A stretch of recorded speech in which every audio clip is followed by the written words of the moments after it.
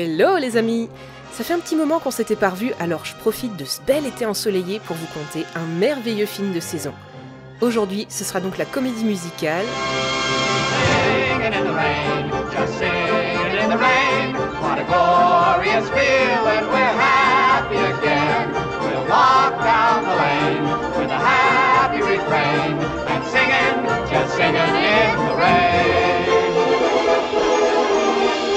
Chantons sous la pluie, ou Singing in the Rain pour les puristes, se passe pendant la belle année 1927 à Hollywood. On suit la superstar du cinéma muet Don Lockwood, interprétée par Gene Kelly, qui vient de sortir son nouveau film. Petit tour d'horizon sur le gratin hollywoodien d'alors. Sa fiancée, la divine Lina Lamont, Edmond, son meilleur ami depuis toujours, etc. Tout est parfaitement rodé pour les journalistes people, mais en réalité, Lina et Don ne sont fiancés que pour la galerie, car la demoiselle est une sale vipère, doublée d'une voix juste insupportable. What's wrong with the way I talk? What's the big idea? Am I dumb or something? Mais 1927 est une année charnière dans l'histoire du ciné, car c'est à ce moment qu'est sorti le tout premier film parlant, Le chanteur de jazz. Les professionnels se sont copieusement fichus du film, avant de voir qu'en fait le public adorait ça. Pire encore, les gens ont complètement zappé le cinéma muet pour s'intéresser seulement au parlant, ce qui a brisé beaucoup de carrières bien établies. On peut décidément pas laisser tomber Don comme ça. Il vient de tourner encore un muet, il va se ridiculiser à la grande première. Mais Edmond a une idée de génie, impliquant Cathy, une charmante figurante et choriste qui roucoule avec Don depuis peu. Well, why don't you turn the Dueling Cavalier into a musical? Dueling Cavalier? Sure. You've got 6 weeks before it's released. Yeah, add some songs and dances, trim the bad scenes, add a couple of new ones. And you got it. Cette dernière aura la lourde tâche de redoubler la voix juste impossible de Lina, mais à son insu. On monte tout ça entre potes, on s'arrange avec le producteur, qui voudrait lui aussi éviter le bide, on balance l'air de rien des numéros musicaux de pure folie, et paf, ça fait un film parlant. Est-ce que Lina va découvrir le stratagème? Est-ce que Cathy et Don pourront s'aimer tranquillement? Est-ce que la comédie musicale qui bricole pourra leur sauver la mise? Et bien sûr, pour ceux du fond...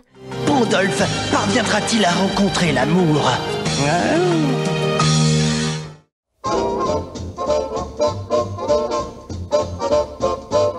Chantons sous la pluie, c'est clairement un de mes films préférés. Il fait partie de ces films où, une fois le tout terminé, t'as juste envie d'être heureux. Je l'adore d'abord parce que ça raconte sur un mode comique une période importante, voire même assez sombre du ciné, où presque toutes les grandes stars du moment sont tombées dans l'oubli quasi du jour au lendemain. Coucou, John Gilbert, Gloria Swanson, etc. Et ensuite parce qu'on voit un peu les rouages de la fabrication et de la production des films. Et bon, c'est sûr principalement parce que les chansons, parce que les chorégraphies, parce que les costumes, parce que l'humour... Et pourtant, en voyant nos trois zouzous à l'écran, on pourrait pas croire que sur le plateau, les rapports étaient un peu plus tendus. Gene Kelly, acteur et danseur que j'admire tellement, s'attendait à une partenaire un poil plus charismatique pour jouer Cathy.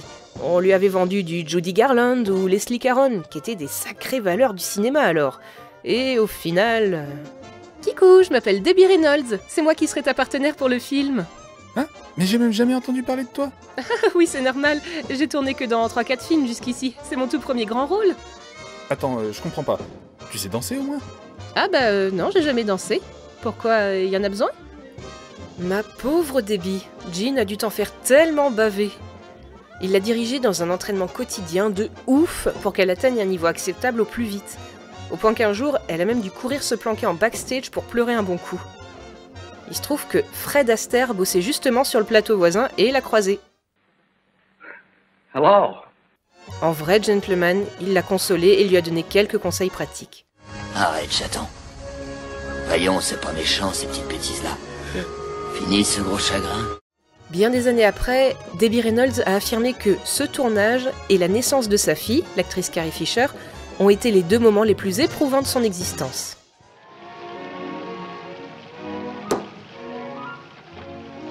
La scène la plus emblématique du film, c'est bien entendu Gene Kelly qui gazouille et nous fait des claquettes de fou sans le moindre effort, alors que son personnage de Don est sous le pire déluge qui soit.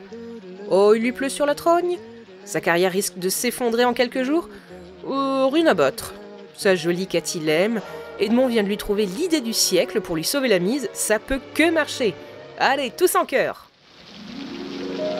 I'm singing in the rain, just singing in the rain. What a glorious feeling, I'm happy again. I'm laughing at clouds so dark up above. The sun's in my heart and I'm ready for love. Une autre scène tout bonnement incroyable, c'est le numéro que performe Edmond pour remonter le moral à Don quand ils se morfondent, la chanson Make 'em Laugh. Bon, je précise que l'acteur Donald O'Connor, qui l'interprète, était un enfant de la balle, issu du monde du cirque. Alors l'acting, le chant, la danse, les acrobaties, lui, il mangeait tout ça tous les matins au petit-déj. Vous comprendrez qu'après avoir mis en boîte cette scène, qui est en plan séquence, donc aucune coupure permise, il est allé s'écrouler chez lui pour une semaine. Seulement, Jean est venu en personne frapper à sa porte en se tortillant et regardant par terre. Hey mon pote, alors tu as bien récupéré? Sérieux, ta performance de Make 'em Laugh? Waouh!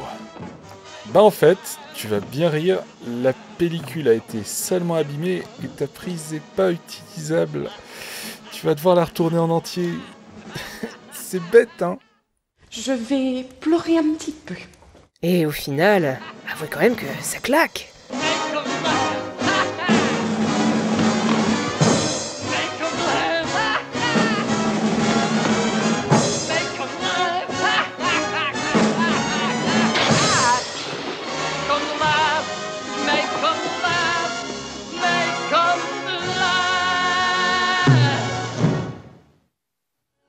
Et enfin, je termine cette petite vidéo avec celle-ci, même si elle n'est pas spécialement emblématique du film, mais juste parce qu'elle m'a toujours fait mourir de rire. Don et Lina assistent à la projection test de leur dernier film, où l'équipe a maladroitement tenté de coller du son dessus pour faire genre, mais sans y connaître grand-chose en travail de l'audio. Vous voyez les enfants, l'importance du montage vidéo, quand on synchronise le son et l'image. Allez, à bientôt tout le monde, et qui sait, bon visionnage! Yvonne, captured by Rouge Noir, the purple terror? Oh, my sword! I must fly to her side. Yvonne, my own. Pierre will save me. Pierre. Pierre is miles away, you witch.